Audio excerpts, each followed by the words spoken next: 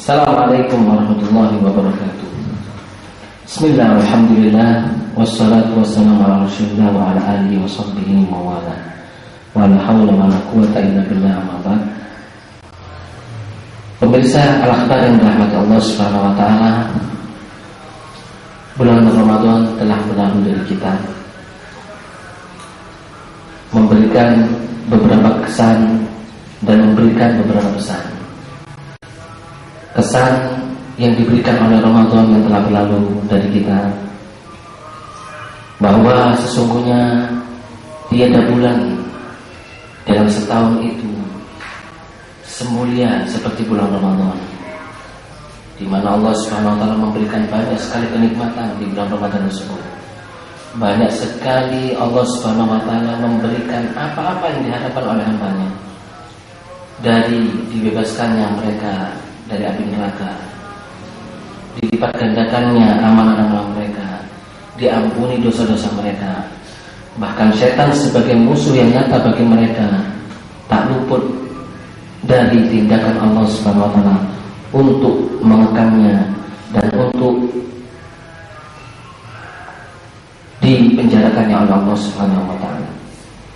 Pemirsa yang dirahmati Allah Subhanahu wa taala, itulah kesan Ramadan. Adapun pesannya, bahwa apapun amalan yang kita lakukan di bulan Ramadan, hendaknya tidak serta-merta kita tinggalkan begitu saja setelah peninggalan Ramadan yang berlalu dari kita. Ada banyak tuntunan dan amalan-amalan yang masih tetap dikerjakan oleh kita dan diperintahkan untuk kita kerjakan oleh Nabi SAW. Apapun amalan tersebut yang ada di bulan Ramadan, seperti hanya amalan yang utama, amalan puasa. Memang bulan Ramadan adalah identik dengan bulan puasa. Karena itulah Allah Subhanahu wa taala mewajibkan bulan puasa tersebut. Tetapi bukan berarti puasa tersebut kemudian hilang seiring dengan hilangnya, seiring dengan berlalunya bulan Ramadan. Ada beberapa puasa yang masih disyariatkan oleh Nabi SAW. Seperti hanya Rasulullah SAW mencontohkan kepada kita untuk melakukan puasa Senin Kamis, puasa 3 hari setiap bulan, ataupun puasa Daud, ataupun puasa Arafah, dan puasa-puasa yang lainnya yang disebutkan oleh Nabi SAW dalam hadis beliau.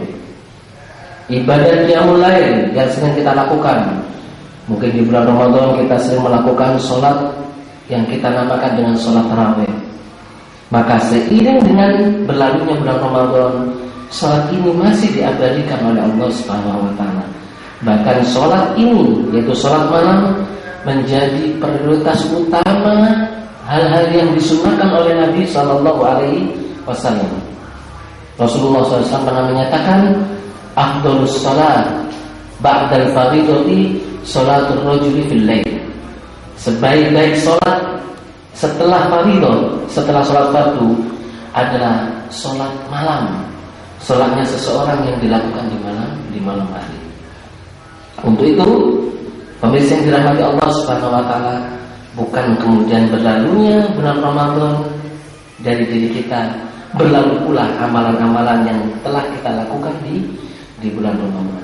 Minimal dari sholat qiyamul lail yang disunahkan oleh Nabi SAW, minimal kita melaksanakan sholat witir 1 rakaat, 3 rakaat, 5 rakaat. Bahkan lebih-lebih kita melakukannya sesuai dengan apa yang dilakukan oleh Nabi SAW, 11 rakaat. Maka ini adalah satu sisi, satu hal di mana kita ingin mengabadikan amalan-amalan yang ada di bulan Ramadan ini. Nah, sekarang satu permasalahan yang seringkali kita sendiri tidak kuat untuk menjalani hal seperti ini. Manakala setelah kita mendapatkan nikmat yang luar biasa di bulan Ramadan, dengan kita diberi taufik oleh Allah Subhanahu wa taala untuk melakukan amalan-amalan soleh, dengan kita dipermudah oleh Allah Subhanahu wa taala langkah kita, jalan kita untuk melakukan apapun amalan-amalan soleh yang ada di bulan Ramadan, maka untuk menjaganya tersebut selepas bulan Ramadan, untuk membuat istiqomah kita di jalan Allah Subhanahu wa taala ini adalah sesuatu yang paling sulit yang kita lakukan, yang dilakukan oleh umat muslim. Karena terbukti pemirsa yang dirahmati Allah Subhanahu wa taala, di antara kita ada yang dengan berlalunya bulan Ramadan kemudian mereka hidup dengan foya-foya, seakan-akan mereka melepaskan diri dari tanggung jawab beban yang selama ini terbebankan di pundak mereka dengan melakukan amalan-amalan soleh yang ada di bulan Ramadan. Padahal sesungguhnya ini adalah keluar dan ini kembali kepada diri mereka sendiri. Pemirsa akhbar yang dirahmati Allah Subhanahu wa taala, kemudian istiqomah di jalan Allah Subhanahu wa taala adalah kita menetapi apa-apa yang telah kita lakukan dari amalan-amalan kita, menetapi jalan Allah Subhanahu wa taala seperti apa yang telah diperintahkan oleh Allah Subhanahu wa taala. Ini adalah definisi istiqomah yang dinyatakan oleh Syekh Muhammad bin Shalih Al-Utsaimin.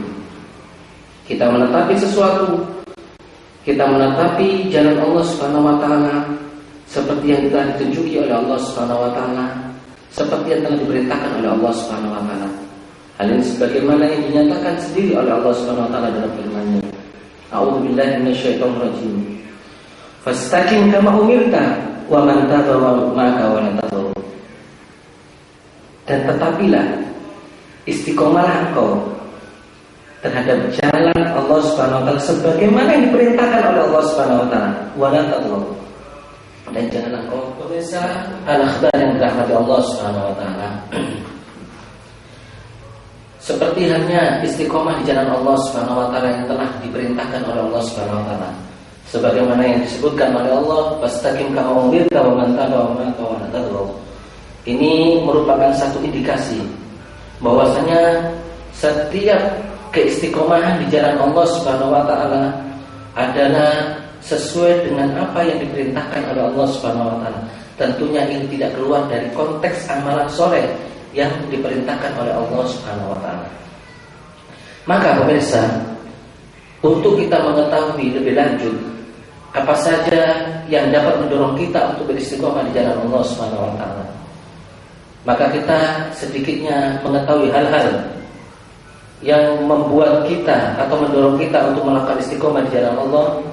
Di samping itu kita juga harus mengetahui sebab-sebab yang sekiranya kita lakukan dan dapat menjadikan kita terus istiqomah di jalan Allah, dan kita juga mengetahui akan hal-hal yang dapat menghindarkan kita dari istiqomah di jalan Allah Subhanahu wa taala. Adapun hal-hal permulaan yang senantiasa seorang muslim lakukan sebelum dia melakukan sebab-sebab yang dijalankan oleh seorang muslim tersebut untuk menetapi jalan Allah Subhanahu wa taala, ada 3 hal. Yang pertama adalah seorang muslim hendaknya selalu merasa diawasi oleh Allah ketika dia melakukan sesuatu. Apapun itu amalannya, ketika dia melakukan sesuatu tersebut dan dia meninggalkan sesuatu tersebut, senantiasa yang ada di dalam benaknya, di dalam hatinya adalah perasaan bahwasanya apa yang dilakukannya dan ditinggalkannya itu betul-betul semata-mata karena Allah Subhanahu wa taala dan betul-betul dengan pengawasan Allah Subhanahu wa taala. Ini yang dinamakan muraqabatullah. Jadi sikap kita merasa selalu diawasi oleh Allah Subhanahu wa taala ketika kita melakukan sesuatu, dan merasa diawasi oleh Allah Subhanahu wa taala ketika kita menjalankan sesuatu, ini akan memberikan satu dampak kepada kita agar kita nanti menahan diri dari melakukan sesuatu yang dilarang oleh Allah Subhanahu wa taala. Ini adalah sebagai muqaddimah jalan agar nantinya kita akan dipermudah oleh Allah Subhanahu wa taala untuk melakukan sebab-sebab untuk meraih istiqomah ini. Yang kedua, setelah kita melakukan muraqabatullah, merasa diawasi oleh Allah Subhanahu wa taala dari segala jenis perlakuan kita, apa yang kita lakukan, maka hendaknya kita selalu muhasabah. Kita selalu introspeksi diri dari amalan-amalan yang kita lakukan. Mungkin kita pernah melakukan satu amalan, atau pernah meninggalkan satu amalan, maka kita introspeksi diri. Apakah perlakuan kita, amalan kita yang telah kita lakukan ini betul-betul sesuai dengan petunjuk Allah dan Rasulnya SAW atau tidak? Apakah amalan yang kita tinggalkan ini, sesuatu yang kita tinggalkan ini betul-betul kita tinggalkan karena Allah SWT atau tidak? Ini adalah introspeksi dari diri kita. Hal ini kita lakukan supaya memacu kita untuk berbuat amalan lebih baik lagi dari amalan yang telah kita perbuat. Ini yang dinamakan muhasabatun nafs. Kemudian hal yang ketiga yang patut kita lakukan agar kita lebih mudah nantinya untuk melakukan sebab-sebab istiqomah di jalan Allah Subhanahu wa taala adalah dengan cara kita mujahadah, yaitu setelah kita merasa diawasi oleh Allah Subhanahu wa taala di dalam berbuat, kemudian kita menimbang-nimbang lagi, muhasabah dari amalan-amalan yang telah kita buat, maka kita melakukan amalan tersebut dengan bersungguh-sungguh. Mujahadah, yaitu bersungguh-sungguh untuk melakukan amalan. Pemirsa al-akhdar yang dirahmati Allah Subhanahu wa taala, sesungguhnya bersungguh-sungguh di dalam melakukan amalan ini adalah salah satu ciri dari seseorang tersebut menetapi amalan tersebut. Salah satu ciri seseorang tersebut melakukan amalan itu istiqomah di jalan Allah Subhanahu wa taala. Bahkan kita mengetahui dari hadis Nabi SAW, Nabi pernah mewasiatkan bahwasanya agar kita melakukan amalan yang mana amalan tersebut adalah amalan ketaatan kepada Allah, agar hendaknya kita melakukannya sungguh-sungguh di dalam menetapi atau melakukan amalan tersebut. Rasulullah SAW mengatakan, ihris ala ma yanfa'uka, ihris ala ma yanfa'uka, bersungguh-sungguhlah engkau untuk melakukan amalan apa-apa yang bermanfaat bagimu. Wasta'in billah, dan kemudian minta tolonglah kepada Allah Subhanahu wa taala. Wala tajaz, dan janganlah engkau bersikap lemah. Jadi ini anjuran dari Rasulullah SAW agar kita bersikap bersungguh-sungguh di dalam menetapi satu amalan, apalagi itu adalah amalan soleh. Kemudian pemirsa yang dirahmati Allah Subhanahu wa taala, di dalam ayat pula Allah Subhanahu wa taala menyebutkan walladzina jahadu fina lanahdiyannahum subulana. Adapun orang-orang yang bermujahadah, yang bersungguh-sungguh untuk melakukan atau bersungguh-sungguh di dalam meniti jalan kami, lanahdiyannahum subulana, maka kami akan memberikan hidayah, memberikan petunjuk kepadanya untuk meniti jalan kami. Meniti jalan Allah Subhanahu wa taala dengan kesungguhan ini dalam ada satu isyarat agar kita melakukan satu amalan ini sesuai dengan apa yang ditujukan oleh Allah Subhanahu wa taala.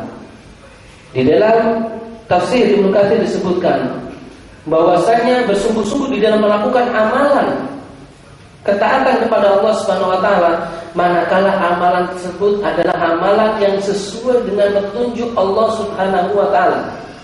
Tentunya dengan ini kita melakukannya ikhlas karena Allah Subhanahu wa taala. Karena hal ini merupakan syarat diterimanya amalan. Sesuai dengan perintah Allah dan ikhlas karena Allah Subhanahu wa taala. Inilah yang dimaksud dengan bersungguh-sungguh di dalam amalan tersebut. Maka ketika kita telah melakukan tiga hal ini, muraqabah, muhasabatun nafs atau muhasabah dan mujahadah, maka barulah kita akan dipermudah oleh Allah Subhanahu wa taala untuk meniti sebab-sebab yang mendorong kita nanti istiqomah di jalan Allah Subhanahu wa taala. Banyak sekali pemirsa yang dirahmati Allah, sebab-sebab yang dapat kita lakukan agar kita nantinya istiqomah di jalan Allah Subhanahu wa taala. Secara umum, bahwa perbuatan ketaatan kepada Allah yang kita lakukan adalah kalau kita melakukannya dengan sungguh-sungguh dan kita menetapi perbuatan tersebut, maka ini adalah hal faktor yang mendukung kita untuk istiqomah di jalan Allah Subhanahu wa taala. Beberapa hal yang dapat mendorong kita untuk istiqomah di jalan Allah Subhanahu wa taala. Beberapa sebab yang dapat mendorong kita untuk melakukan istiqomah di jalan Allah. Yang pertama adalah hendaknya kita menghayati betul, memaknai betul, dan memahami serta mengamalkan betul kandungan dari syahadat alla ilaha illallah wa anna Muhammadar Rasulullah.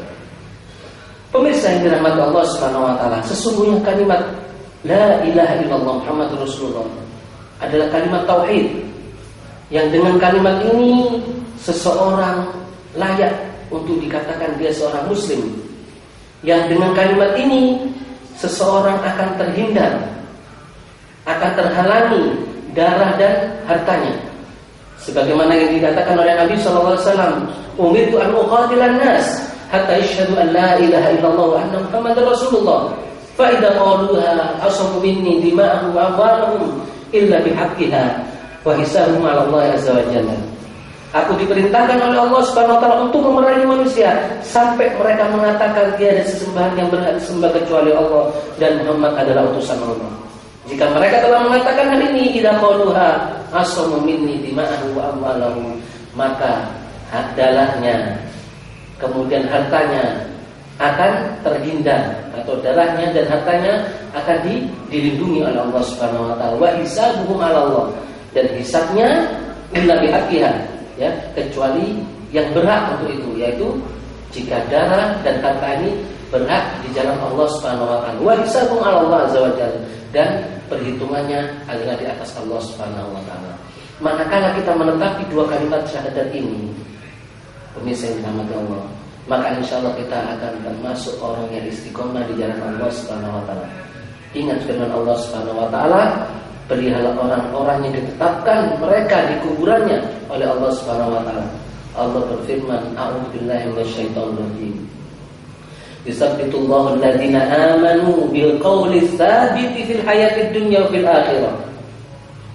Allah Subhanahu wa taala menetapkan orang-orang yang beriman bil qawli tsabit, dengan perkataan yang sabit, dengan perkataan yang tetap, fil hayatid dunya wa fil akhirah, di dalam kehidupan dunia dan di dalam kehidupan akhirat. Di dalam tafsir Ibnu Katsir, Al-Imam Ibnu Katsir rahimahullah mengatakan bahwa yang dimaksud dengan al-qaulus tsabit fil hayatid dunya bil akhirah, perkataan yang tetap, ini adalah kalimat tauhid la ilaha illallah. Karena sesungguhnya seorang muslim akan dijamin masuk surga oleh Allah Subhanahu wa taala manakala di akhir hayatnya dia mengatakan kalimat la ilaha illallah. Rasulullah SAW mengatakan, "Lakin mautakum la ilaha illallah, faman kana akhiru kalamihi la ilaha illallah dakhala jannah." Talkinlah orang-orang yang akan meninggal di antara kalian dengan kalimat la ilaha illallah. Karena barang siapa yang di akhir hayatnya membaca la ilaha illallah, maka dia akan masuk surga. Kemudian hal yang kedua, bahwa sesungguhnya Al-Quran Al-Karim adalah kitabullah. Sekaligus di sini ia adalah merupakan satu petunjuk bagi umat manusia, sekaligus membuat atau menjadikan seorang mukmin ini dapat menetapi jalan Allah Subhanahu wa taala. Dengan kita membacanya, dengan kita mentadabburinya, dengan kita menghayatinya serta mengamalkan dalam kehidupan sehari-hari kita terhadap Al-Qur'anul Karim, maka ini letaknya kita akan istiqomah di jalan Allah Subhanahu wa taala. Mungkin salah satu rahasia yang tidak banyak kita ketahui, kenapa Al-Qur'anul Karim diturunkan oleh Allah Subhanahu wa taala kepada pribadi sosok Nabi Muhammad SAW secara berangsur-angsur. Jawabannya adalah agar Al-Quran benar-benar menetap di dalam hati, jiwa seorang Nabi Muhammad SAW, dan dengan itu agar dia dapat menyampaikan Al-Quran tersebut dan sekaligus dapat mengamalkan Al-Quran tersebut dalam pribadi beliau. Makanya di dalam surat Al-Furqan Allah menyatakan, ya, wa qala alladziina kafaru laula nuzila alaihi al-Qur'anu jumlatan wahidah.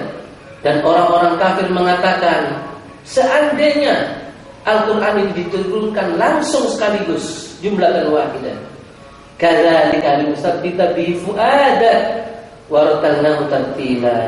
Begitulah Kami turunkan Al-Quran itu secara beransur-ansur di hatimu wahai Muhammad, linusabbita bihi fuadaka, agar kami menetapkan Al-Quran tersebut di dalam hatimu, warattalnahu tartila, dan kami membacakan Al-Quran tersebut kepadamu dengan cara tartil. Ini agar kita dapat menetapi Al-Quran. Ini ada terkandung makna, pemirsa yang dirahmati Allah Subhanahu wa taala, agar ketika kita mempelajari Al-Quran, maka benar-benar kita mempelajari Al-Quran dengan komitmen yang tinggi, betul-betul memahami Al-Quran. Kita membaca Al-Quran bukan hanya sekedar membaca saja, ya, tanpa kita memahami maknanya. Kalaupun kita memahami makna dari Al-Quran tersebut, kita tidak hanya memahami apa yang dimaknai Al-Quran menurut hawa nafsu kita, akan tetapi kita kembalikan makna tersebut dengan sesuai dengan apa yang dimaknai oleh Nabi SAW dan sesuai dengan apa yang dimaknai oleh para sahabat Nabi SAW. Kemudian kita melakukan sebagai konsekuensinya apa-apa yang terkandung di dalam Al-Quran dalam pribadi, dalam kehidupan kita sehari-hari. Inilah ya, satu faktor yang dapat mendorong kita, membantu kita untuk istiqomah di jalan Allah Subhanahu wa taala. Dan banyak sekali sebab-sebab selain itu, ya, agar kita dapat menetapi jalan Allah Subhanahu wa taala. Di satu sisi, mungkin kehidupan kita adalah kehidupan makhluk yang sosial. Hendaknya ketika kita ingin berada terus di jalan Allah Subhanahu wa taala, maka kita harus pandai-pandai untuk memilih teman. Ingat, teman kita adalah satu cerminan bagi pribadi kita. Teman kita adalah satu cerminan bagi agama kita. Makanya Rasulullah SAW mengatakan, Al-mar'u ala dini khalilihi. Sesungguhnya seseorang akan berada di atas jalan temannya. Falyanzur ahadukum man khalil. Maka hendaknya di antara kalian melihat siapa yang pantas, siapa yang layak untuk dia temani. Jangan sembarangan kita mencari teman. Ingat, teman kita akan menjerumuskan kita, dan teman kita akan membantu kita menuju hidayah kepada Allah Subhanahu wa taala. Semoga dengan beberapa sebab ini membuat kita akan semakin yakin dan akan semakin tekun untuk selalu ingin meraih istiqomah di jalan Allah Subhanahu wa taala, sehingga kita mendapatkan nikmat Allah Subhanahu wa taala, beribadah kepada Allah Subhanahu wa taala, nikmat iman, nikmat Islam, nikmat kita mengikuti sunnah, nikmat kita menjalankan atau meniti jalan Allah Subhanahu wa taala sebagaimana yang diperintahkan oleh Allah Subhanahu wa taala. Wallahu taala a'lam. Aqulu ma tasma'un wa astaghfirullah li wa lakum wastaghfiruh innahu huwal ghafurur rahim. Assalamualaikum warahmatullahi wabarakatuh.